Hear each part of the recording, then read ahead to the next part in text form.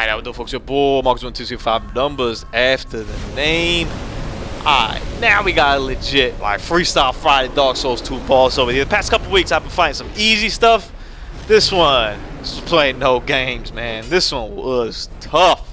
Like, this one was the kind of one where, like, you call in your friends and family, and you're like, yo, we need the crew to roll through. I need as much moral support as we could, man. It's one of those that, like, I got Tina over here watching. My girls was, like, watching me and being like, ow, I don't think you're gonna be able to do this. And I'm like, don't ever challenge me. Like, I know what I'm gonna be able to do, man. You'll notice that, like, it's just even by boss lengths, as we get further and further into the series over here, bosses take a lot longer to kill. Like, it requires a lot more patience from my end.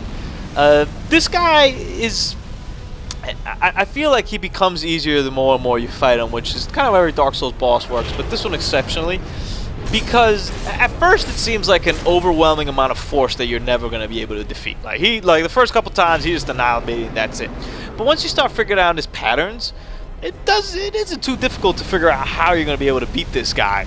As crazy as that sounds. So if you notice right now, for example, he comes and does this fire breath over here. He kind of does this across the stage. I wouldn't necessarily recommend going in there and fighting him like I did, but I snuck out over there. But at best, all you kind of have to do for that is just keep working your way to the left.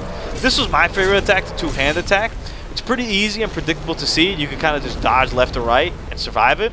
I also enjoyed this one. He brings down the hand and kind of gives you something to whack.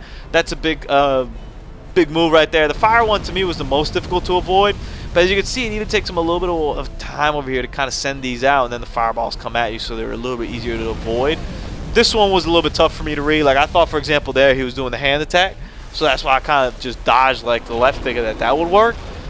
So that to me was the most difficult one. The fire one forward that kind of looks like the hand, but everything else was relatively simple in dodging.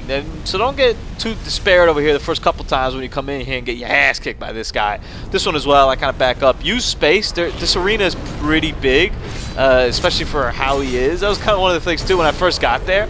I was like, I'm screwed. I don't even got anywhere to run. I don't got anywhere to hide. Like, I'm always exposed. Da-da-da-da. Now, you got places to hide. You got places to move in this arena. It may not look like it, obviously, on first impact. I believe he also moves sides to side. It's been a minute since I beat him, but I believe he moves sides to side as well if you kind of stay put on one side. So I kind of kept coming towards him and taking the fight towards him, but I wasn't scared to kind of pull back, heal, patience. This one's one to take slow. Like, you want this like big oh man, the first soul or scar, it's gonna say over here, and I'm gonna feel stupid. But you want the big old great soul, then in that case you're gonna have to wait for that embrace.